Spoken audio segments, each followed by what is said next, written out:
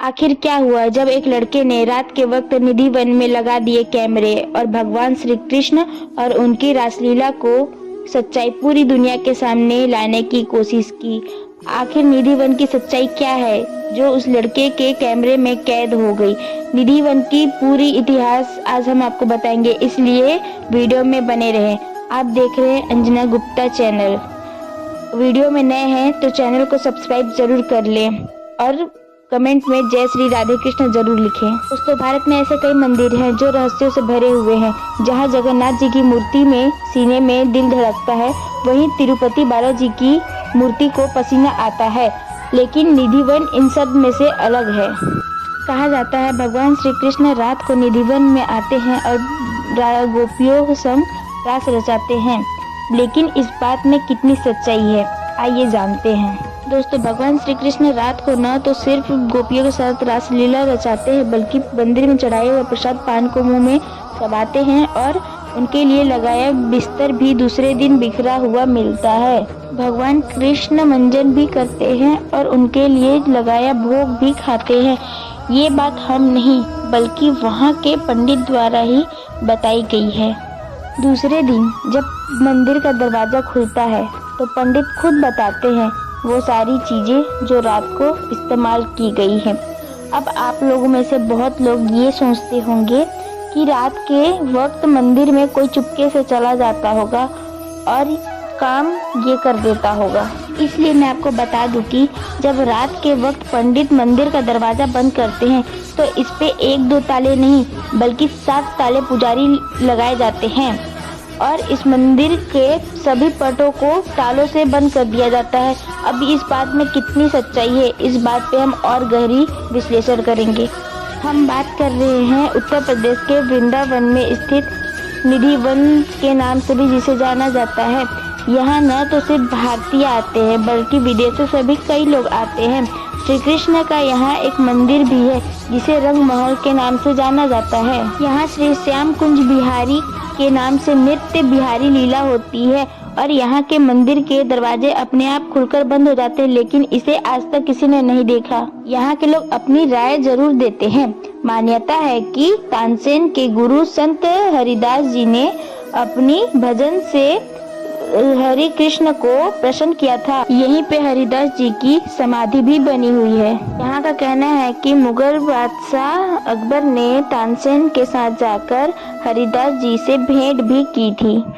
कहा जाता है आज भी श्री कृष्ण और राधा रानी आते हैं और विहार करते हुए नजर आते हैं। सुबह रंग महल खुलने से पहले और संध्या आरती के बाद बंद कर दिए जाते हैं। इसके बाद निधि वन में कोई भी नहीं जाता। दिन में अनगिनत बंदर और पक्षी रहते हैं, परंतु शाम होते भी वे सब इस वन को छोड़कर चले जाते हैं। रात के वक्त परिंदा भी पर नहीं मार सकता, क्योंकि उस समय श्री कृष्ण का अधिकार होता है। रात में कृष्ण गोपिया संग रास रचाते हैं। आश्चर्य की बात तो यह है कि इस मंदिर में रोजाना माखन मिश्री का भोग बनता है और जो बच जाता है उसे मंदिर में ही रख दिया जाता है और दूसरे दिन वो प्रसाद भी समाप्त हो जाता है। आखिर कौन वो प्रसाद को ले जाता होगा, इससे आगे की सच्चाई और कोई नहीं जानता। लोगों का कहना तो ये भी है कि भगवान श्री कृष्ण को माखन बहुत प्रिय थे, तो भगवान श्री कृष्ण ही माखन खा जाते हैं।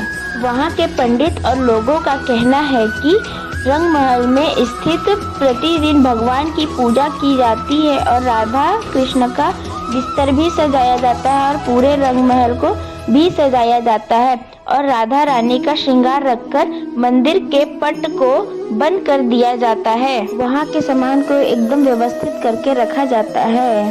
दूसरे दिन जब दरवाजा खुलता है तो सारा सामान अस्त व्यस्त मिलता है। श्रृंगार का उपयोग भी किया हुआ होता है। रात्रि में वहाँ के पट को 7 तालों से बंद किया हुआ होता है। मान्यता है कि वहाँ रात्रि को राधा कृष्ण आकर सामान का उपयोग करते हैं, वहीं पड़े पलंग पर सो जाते हैं।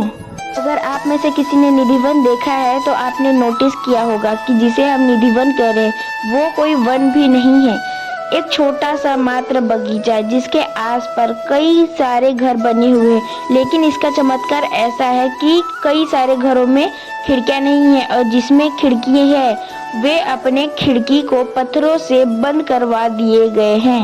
उन्हें डर है कि गलती से भी रात को अगर निधिवन की तरफ देख लिया तो कहीं उनके आंखों की रोशनी ना चली जाए, और जिसने भी वहां छुपकर रासलीला देखने की कोशिश की है वे अगले दिन पागल हो गया है।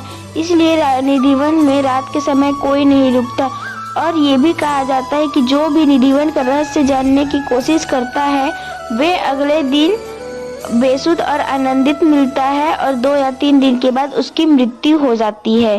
यहाँ लोगों का कहना है कि यह बरसों से होता आ रहा है। कुछ लोग का कहना है कि यह अंधविश्वास है, तो कुछ लोग इसे श्री कृष्ण का चमत्कार भी कहते हैं। हालांकि सच क्या है यह तो शोध का ही विषय है। अब आपके दिमाग में एक सवाल आ रहा होगा कि आखिर इतनी सारे गोपी वन में कैसे आ जाते हैं और भगवान कैसे आते हैं। दोस्तों, हम जिस पेड़ की बात कर रहे हैं वो कोई साधारण पेड़ नहीं, बल्कि श्री कृष्ण के सबसे प्रिय यानी तुलसी के पेड़ हैं। यहाँ पर 2 पेड़ आपस में जुड़े हुए हैं, बाकी आपसी में ही हैं। लोगों का कहना है कि ये 2 युगल पेड़ राधा कृष्ण में बदल जाते हैं, बाकी सभी गोपियां। इसके बाद श्री कृष्ण की रासलीला शुरू होती है और सुबह होते ही वे वैसे ही पेड़ के रूप में आ जाते हैं। कहते हैं कि इन तुलसी के जड़ जमीन के अंदर तक फैली हुई है। इसका मतलब कि पेड़ ऊपर में बढ़ने के बजाय जमीन में फैलती जा रही है, और इन पेड़ों की हरी भरी चमक कभी भी खत्म नहीं होती, चाहे वह किसी भी वक्त क्यों न हो। इन पेड़ों की चमक वैसी की वैसी ही रहती है। अब हम बात करेंगे वहां पर गए न्यूज़ चैनल रिपोर्टर की। सबसे पहले उन्होंने वहां पर निधिवन के पेड़ को एक डोरी से बांध दिया। हर किसी की तरह उन्हें भी इस बात पे यकीन नहीं हो पा रहा था कि ऐसा कैसे हो सकता है। तो सबसे पहले उन्होंने रंग महल में कैमरा लगाने की बात कही, लेकिन पुजारी ने इस बात की बिल्कुल भी अनुमति नहीं दी। तो उन्होंने अपना कैमरा मंदिर के बाहर लगा दिया, जिसे 7 दरवाजों के अंदर बंद किया जाता है, और 8वां ताला उन्होंने अपना खुद का लगाया और उसकी चाबी अपने पास ही रख ली, ताकि उस रंग महल के अंदर कोई जाकर यह काम ना कर सके, इस बात का पता लगाया जा सके। और एक बात यह थी कि उस मंदिर में लगाया हुआ कैमरा रात भर वैसे ही चालू रहा। दरवाजे के आगे कैमरा लगा हुआ था। और एक बात यह भी थी कि अगर कोई व्यक्ति उस रंग महल के अंदर जाने की कोशिश करेगा तो वह उसी दरवाजे से होकर जाएगा, क्योंकि उसके अंदर जाने का कोई और दूसरा रास्ता नहीं था। अगर कोई व्यक्ति यह जाकर काम करता होगा तो उसी 7वें दरवाजे से होकर जाएगा जिसके आगे कैमरा लगा हुआ है। साथ ही निधिवन के सभी पेड़ों को एक रस्सी से बांध दिया गया और रात के भर के लिए ऐसे छोड़ दिया, ताकि सुबह पता चल सके कि उस रस्सी को किसी ने तोड़ा है या नहीं। वक्त बीता। 5 बजे जब सुबह दरवाजा खोलने के लिए पहुंचे तब टीम अपनी चाबी के साथ कई अन्य लोगों को लेकर आए। तब उन्होंने यह देखा और उन्हें बहुत ही आश्चर्य हुआ कि यह कैसे हो सकता है, क्योंकि राधा रानी का श्रृंगार फैला हुआ था। बिस्तर थोड़े से अस्त व्यस्त थे और सारा सामान बिखरा पड़ा था। पान चबाने को जो रखा हुआ था वह थोड़े से चबे हुए थे। व्यंजन जो रखा था वह भी गीला हो चुका था। लोटा जो भरकर रखा हुआ था वह खाली हो चुका था। लेकिन टीम यहीं पर नहीं रुकी। उस चबे हुए पान को किसी एक्सपर्ट के पास दिखाया तो उन्होंने भी यही कहा कि यह किसी चूहे द्वारा खाया हुआ नहीं है, बल्कि किसी मानव ने चबाया है। हैरान करने वाली बात तो यह है कि जब रंग महल में कोई मानव गया ही नहीं तो उस पान को किसने चबाया होगा। फिर उन लोगों ने निधिवन के पेड़ों के पास जाकर देखा, जहां उन्होंने पेड़ों को डोरी से बांधी हुई थी, पर पेड़ों की डोरी तो टूटी हुई थी। मगर मान लिया जाए कि उसे किसी जानवर ने तोड़ा होगा, पर 1-2 पेड़ की बात हो तब तो वहां पर जितने पेड़ थे सभी पे डोरी बंधी हुई थी और सभी डोरी एक साथ टूटी हुई थी। और जानवर इतने भी समझदार नहीं होते कि वह एक साथ सभी रस्सी को तोड़ेंगे। निधिवन की यह सच बहुत वायरल हुई थी। श्रीमद् भागवत के 10वें स्कंद महधार में भगवान श्री कृष्ण शरद पूर्णिमा को यमुना पोली में गोपिकाओं के साथ महारास रचाएंगे।